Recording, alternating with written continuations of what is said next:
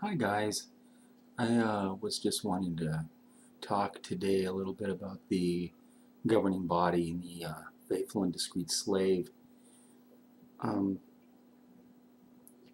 Jehovah's Witnesses are required to trust these men at headquarters completely. The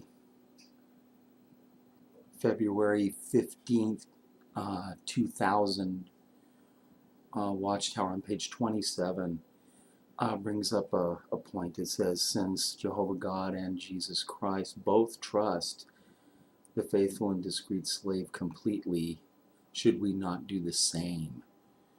Well, my question to them is, how do we know that Jehovah God and Jesus trust them at all, let alone completely? There's nothing in the Bible that says anything like that. If you ask a witness, their canned response is usually, well, the faithful and discreet slave says that Jesus put them over everything. Really, I mean, that's kind of circular reasoning, you know, when you don't have anything to verify what somebody supposedly said to somebody else. There's no hard facts there.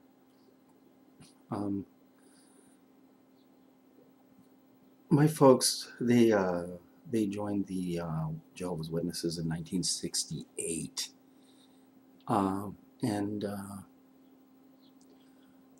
that was right at the push for the Armageddon is Coming in 1975 campaign.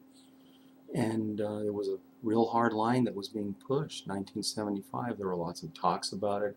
Stay alive to 75. A lot of people joined out of fear, like my folks did. And 1975 came and went, and there was no Armageddon. There was no destruction of Babylon the Great. There was no Great Tribulation, as was promised in a district convention that I can remember to this day. I was, what was I, 12 years old? And they said that before 1976 starts.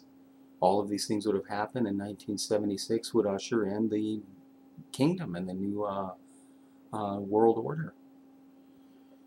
Didn't happen, so it was not true. A lie isn't something I tend to use to put trust in somebody. If they've lied to me, I don't trust them very much, you know.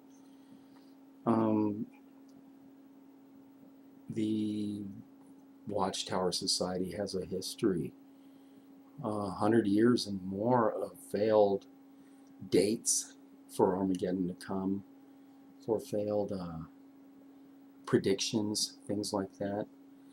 And I don't know, I'm guessing God's standard for trust would probably be higher than ours, and if ours, at least mine, isn't given to liars and chronic screw-ups, then I don't think they have a leg to stand on to say that Jehovah God and Jesus Christ both trust the governing body or the faithful and discreet slave completely. It makes no sense to me. Other indications where I've heard direct lies coming right from the platform. In Northern California, I was at a circuit assembly, and the brother there giving the talk said that if the organization says for us to jump, our question should be how high. And everybody just clapped, and the place erupted in applause, and it was just like, wow. I just kind of shook my head, and I'm like, really? At an assembly after that, maybe a year or two after that, they scared the hell out of everybody by making an announcement from the platform. They said, brothers, sisters, gather your children.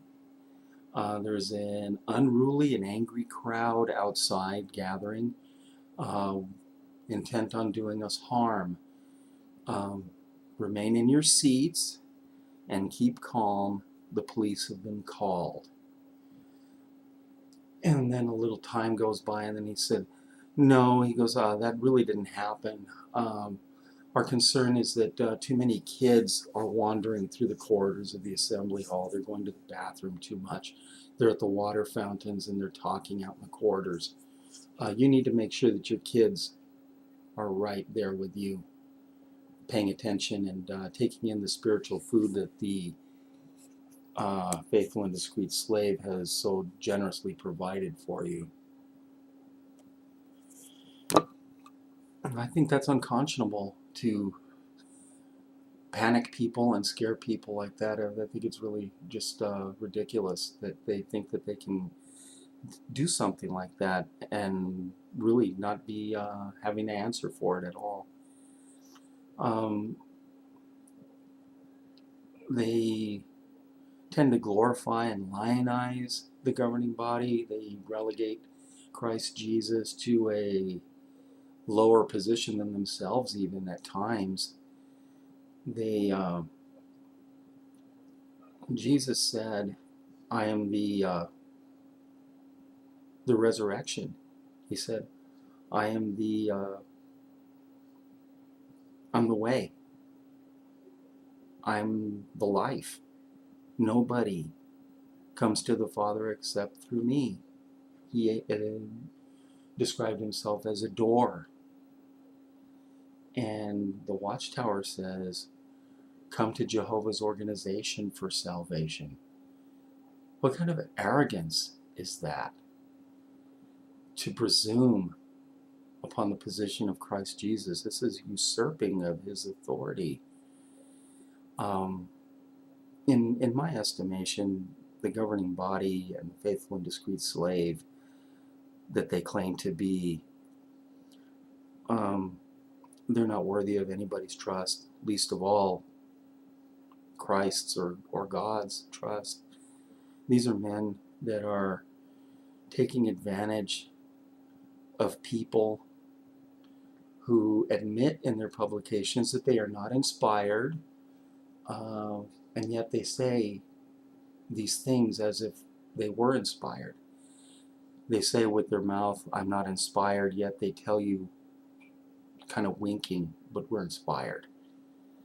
Well, I think it's a mistreatment of people. It's an abuse of people. It's an abuse of power. And I think that they have a very great number of things to answer for. And so I hope that God's justice comes around. I hope that they find their way to the real truth and leave this false church of doctrine. It's just a bad organization all the way around. I'd appreciate your feedback. If you want to comment, if you want to argue about it, I don't argue with people, but if you want to put an opposing view up, I'm glad to see it. I'll wish you all a good weekend and take care.